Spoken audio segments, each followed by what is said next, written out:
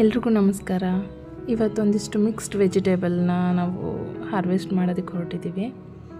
ಅದಕ್ಕೂ ಮುಂಚೆ ಒಂದು ರೌಂಡ್ ಬಂದು ಹೋಗ್ಬಿಡೋಣ. ಸಾಸಿವೆ ಬಲಿತಾ ಇದೆ, ಬೀಜಗಳು ಇನ್ನೂ ಸ್ವಲ್ಪ ದಿನ ಆದಮೇಲೆ ಅದನ್ನ ಹಾರ್ವೆಸ್ಟ್ ಮಾಡಬೇಕು. ಚೆರಿ ಟೊಮೆಟೊದು ಇವಾಗ ಅಲ್ಲೊಂದು ಇಲ್ಲೊಂದು ಫ್ಲವರಿಂಗ್ ಆಗ್ತಾಯಿದೆ. ಬೆಂಡೆ,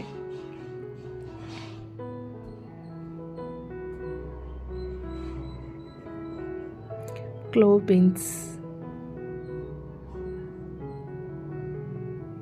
ಈಸಿ ಮೇಂಟೆನೆನ್ಸ್ ಈ ಬಳ್ಳಿ.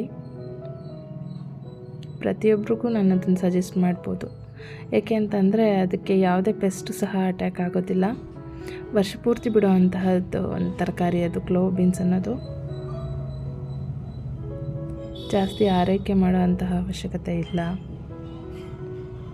ಈ ನಾರ್ಮಲ್ ಬೀನ್ಸ್ ಬದಲು ಅದನ್ನು ನಾವು ಯೂಸ್ ಮಾಡ್ಕೋಬಹುದು. ತರಕಾರಿ, ಎಲ್ಲ ತರಕಾರಿ, ವೆಜಿಟೇಬಲ್ಸ್, ಪಲಾವು, ಬೇರೆ ರೀತಿ ಬರೀ ಬೀನ್ಸ್ ಪಲ್ಯಗಳು ಆ ಥರದ್ದು ನಾವು ಅದನ್ನ ಹೆಚ್ಚಿಗೆ ಸಂಖ್ಯೆಯಲ್ಲಿ ಬಳ್ಳಿಗಳನ್ನ ಹಾಕ್ಕೊಂಡು ಮಾಡ್ಕೋಬೋದು. ನೋಡಿ, ಟೊಮೆಟೊ ಗಿಡದಲ್ಲೇ ಹಣ್ಣಾಗ್ಲಿಕ್ಕೆ ಬಿಟ್ಟಿದ್ವಿ ನಾವು. ಎಷ್ಟು ಚೆನ್ನಾಗಿ ಬಂದಿದೆ. ಸುಮಾರು ಸಿಕ್ತು ನಮಗೆ, ಚೆನ್ನಾಗೇ ಸಿಕ್ಕಿದೆ ಟೊಮೆಟೊ. ಇದು ಒಂದ್ಸಲಿ ಬಂದು ಸುಮ್ಮನಾಗೋವಂಥ ಗಿಡ. ಅಂದರೆ ಒಂದ್ಸಲಿ ಕಾಯಿಗಳನ್ನ ಹೆಚ್ಚಾಗಿ ಕೊಟ್ಟು ಅದು ಬತ್ತು ಹೋಗ್ಬಿಡುತ್ತೆ.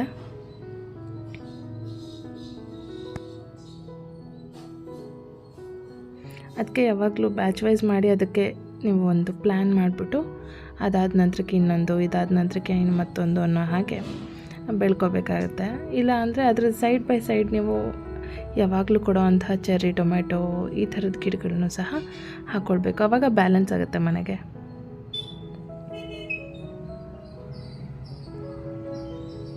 ಜವಳೆಕಾಯಿ,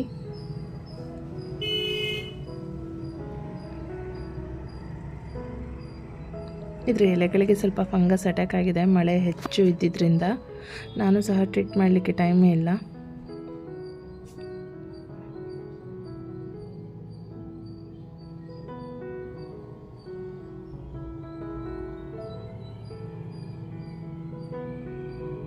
ನಮ್ಮನೆ ಪುಟ್ಟ ಕನಕಾಂಬರ ಹೂ ಬಿಡ್ತಾ ಇದೆ.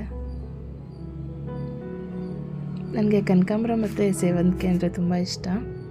ಅದರಲ್ಲಿ ಕಲರ್ ಆಗಿರೋಂತಹ ಸೇವಂತಿಗೆ ಟೆರೆಸ್ ಮೇಲೆ ಅಟ್ಲೀಸ್ಟ್ ಒಂದು 3-4 ಕಲರ್ ಇರಬೇಕು ಅನ್ನೋದು ನನಗೆ ಆಸೆ ಇರುತ್ತೆ.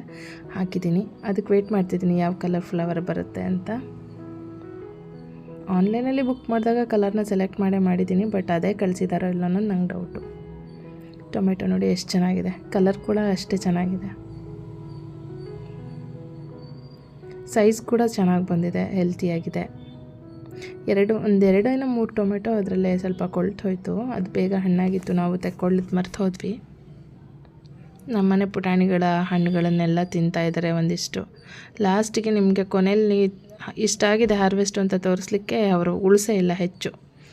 ಒಂದೊಂದು ಟೊಮೆಟೊ ತಿಂದುಬಿಟ್ಟಿದ್ದಾರೆ, 2 ಬೆಂಡೆ ತಿಂದಿದ್ದಾರೆ. ಆಗಲಿ, ಅವ್ರು ಏನು ಬೇಕೋ ಅದನ್ನು ಮಾಡಲಿ, ನಾವು ವೀಡಿಯೋ ಮಾಡೋಣ. ಇಲ್ಲ ಅಂದರೆ ನಮಗೆ ವೀಡಿಯೋ ಮಾಡೋದಕ್ಕೆ ಅವಕಾಶ ಕೊಡಲ್ಲ ಅವರು.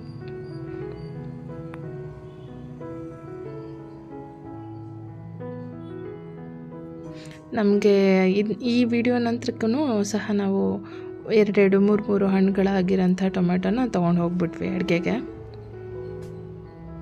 ನಂತರ ವಾಕಿಗೆ ಬಂದಾಗ ಮಕ್ಕಳು ಬೆಂಡೆ ಬೇಕಂದರೆ ಬೆಂಡೆ, ಟೊಮೆಟೊ ಬೇಕಂದರೆ ಟೊಮೆಟೊ ಅಂತ ಹೇಳಿ 2-3 ಅಂತ ಹೇಳಿ ಖಾಲಿ ಮಾಡಿದ್ದಾರೆ.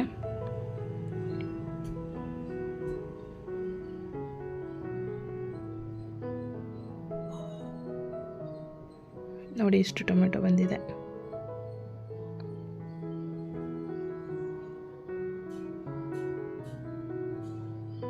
ಟೊಮೆಟೊಕಾಯಿ ಚಟ್ನಿ ಮಾಡಲಿಕ್ಕೂ ಸಹ ಚೆನ್ನಾಗಿರುತ್ತೆ, ಅದು ಚಪಾತಿ ರೊಟ್ಟಿಗೂ ಸಹ ಚೆನ್ನಾಗಿರುತ್ತೆ. ಅಂದ್ಕೊಂಡ್ವಿ ಮಾಡೋಣ ಅಂತ ಹೇಳಿ, ಆದ್ರೂ ಇನ್ನೂ ಮಾಡಿಲ್ಲ. ನಾವು ಕಾಯಿಗಳನ್ನ ಹಾಗೆ ಬಿಟ್ಟಿದ್ದೀವಿ. ಇನ್ನು ಸ್ವಲ್ಪ ದೊಡ್ಡ ಸೈಜ್ಗೆ ಆಗಲಿ. ನೋಡಿ, ಒಂದು ಬಂಚಿದೆ, ಒಂದು ಗುಚ್ಚು.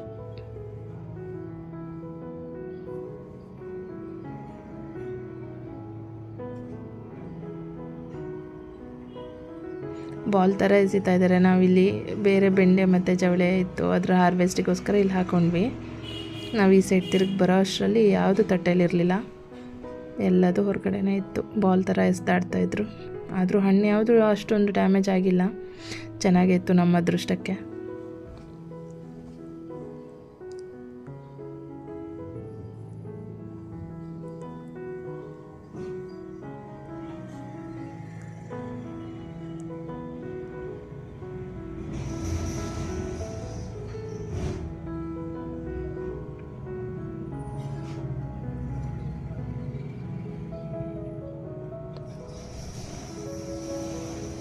ಬೆಂಡೆದು ಸಹ ಈ ಟಬ್ಬಲ್ಲಿರೋಂಥ ಬೆಂಡೆನ ನಾನು ತೆಗೆದ್ಬಿಟ್ಟು ಹೊಸದಾಗಿ ಇದರಲ್ಲಿ ಪಾಲಕ್ ಹಾಕೋಣ ಅಂತ ಅನ್ಕೋತಾ ಇದ್ದೀನಿ, ಮತ್ತು ಗ್ರೋ ಬ್ಯಾಗಲ್ಲಿ ಬೆಂಡೆ ಹಾಕೋಣ ಅಂತ ಅನ್ಕೋತಾ ಇದ್ದೀವಿ.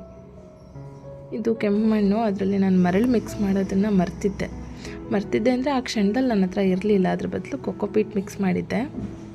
ಅದು ಕ್ರಮೇಣ ಒಂದು 2-3 ತಿಂಗಳು ಆಯಿತು. ಅದು ಕ್ರಮೇಣ ಶ್ರಿಂಕಾಗಿ ಸ್ವಲ್ಪ ಮಣ್ಣು ಗಟ್ಟಿಯಾಗಿದೆ. ಹಾಗಾಗಿ ಗಿಡಗಳಷ್ಟು ಚೆನ್ನಾಗಿ ಬರ್ತಾಯಿಲ್ಲ ನನಗನ್ಸೋ ಮಟ್ಟಿಗೆ. ಅದಕ್ಕೆ ಅದನ್ನೆಲ್ಲ ತೆಗೆದ್ಬಿಟ್ಟು ಹೊಸದಾಗಿ ಬೇರೆ ಪಾಟ್ ಮಿಕ್ಸ್ ಮಾಡೋಣ ಅಂತ.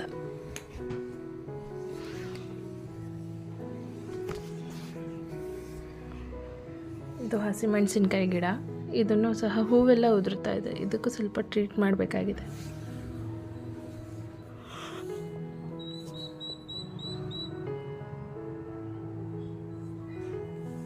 ಅಲ್ಲೊಂದು ಇಲ್ಲೊಂದು ಅಂತ ಹೇಳಿ ಬದನೆಕಾಯಿ ಬರ್ತಾ ಇದೆ, ಫಸ್ಟ್ ಬ್ಯಾಚ್ ಅಲ್ವಾ, ಹಾಗಾಗಿ.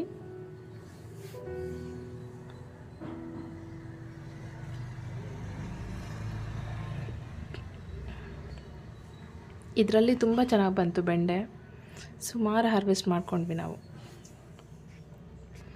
2-3 ಈಗ ಬೆಂಡೆ ಗಿಡಗಳಿದ್ರೆ ಸಾಲಲ್ಲ, ಏನಿದ್ರೂ ಒಂದು ಬ್ಯಾಚ್ ರೆಡಿ ಮಾಡಬೇಕು, ಒಂದು 30-40 ಹಾಗೆ ಮನೆಗೆ ಸಫಿಷಿಯೆಂಟಾಗಿ ನಮಗೆ ತರಕಾರಿ ಸಿಕ್ಕತ್ತೆ ಆವಾಗ.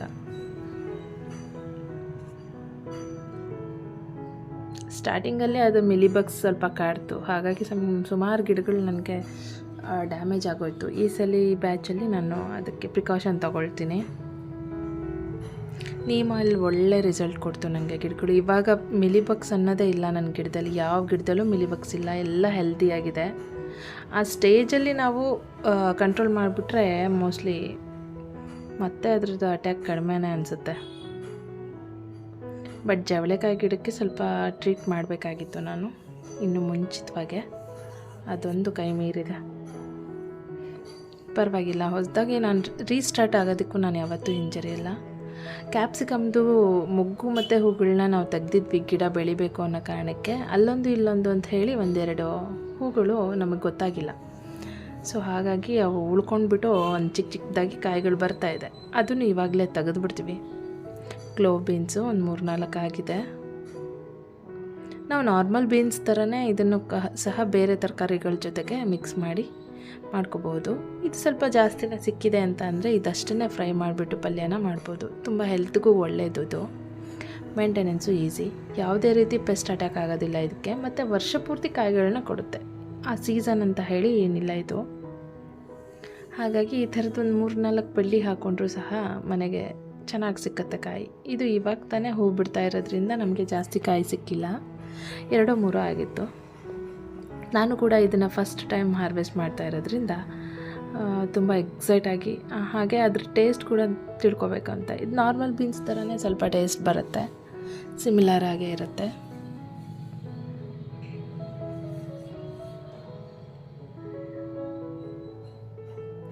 ಜವಳೆಕಾಯಿ ಎಲೆಗಳೆಲ್ಲ ಸ್ವಲ್ಪ ಡ್ಯಾಮೇಜ್ ಆಗಿದೆ, ಇದನ್ನು ಟ್ರೀಟ್ ಮಾಡಬೇಕು.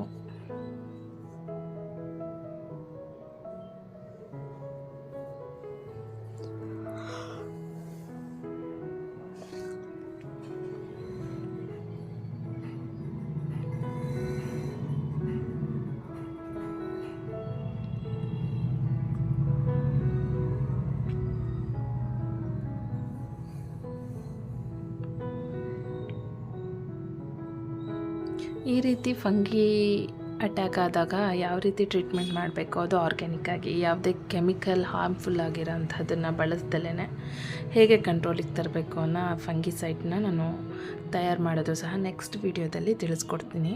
ಅದರ ರಿಸಲ್ಟ್ ಕೂಡ ತೋರಿಸ್ಕೊಡ್ತೀನಿ.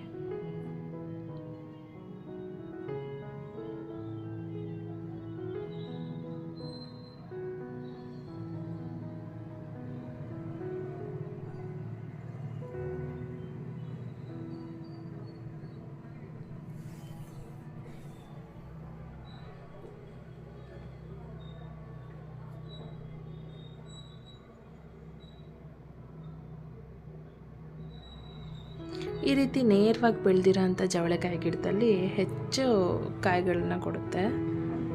ಇದಕ್ಕೆ ನಾವೊಂದು ಸಪೋರ್ಟ್ ಕೊಡಬೇಕಾಗತ್ತೆ ಒಂದು ಎತ್ತರಕ್ಕೆ ಬಂದ ನಂತರಕ್ಕೆ. ಇಲ್ಲಾಂದರೆ ಹಾಗೆ ಬಾಕ್ಕೊಂಡು ಬೆಳೀತು ಅಂತ ಅಂದರೆ ಅಷ್ಟೊಂದು ಕಾಯಿಗಳನ್ನ ಕೊಟ್ಟಿಲ್ಲ ನನಗೆ, ನಾನು ನೋಡಿದ ಹಾಗೆ. ಬೆಂಡಾಗಿರುತ್ತಲ್ಲ, ಹಾಗೆ ಹೀಗೆ ಅಂಕು ಡೊಂಕು ಬೆಂಡಾದಾಗ ಹೆಚ್ಚು ಕಾಯಿಗಳನ್ನ ಕೊಟ್ಟಿಲ್ಲ ಅದು. ಇದು ಸಹ ಫಸ್ಟ್ ಕ್ರಾಪ್ ಆಗಿರೋದ್ರಿಂದ ನನಗೆ ಅಷ್ಟೊಂದೇನು ಜಾಸ್ತಿ ಸಿಕ್ಕಿಲ್ಲ. ಇನ್ನೂ ಕೇರ್ ಇತ್ತು ಅಂದರೆ ಚೆನ್ನಾಗೇ ಬಂದಿರೋದು. ಹಾಗೆ ಒಂದು ಸೌತೆಕಾಯಿ ಬಂದಿದೆ.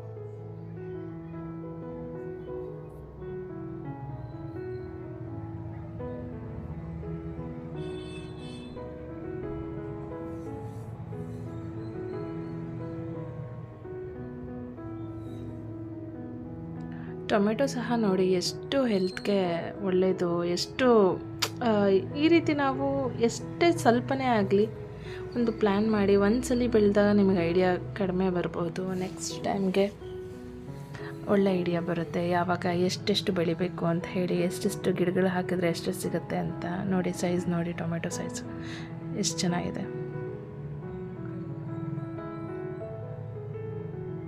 ಮಕ್ಕಳೆಲ್ಲ ಒಂದು ಆ ಕಡೆ ಈ ಕಡೆ ಬಿಸಾಕಿದ್ರು. ಸೊ ಅಷ್ಟು ಕಾಣಿಸ್ತಾ ಇಲ್ಲ ಇಲ್ಲಿ ನೋಡಿ, ತೆಗ್ದು ಹಾಕಬೇಡಿ ಅಂತ ಹೇಳಿ.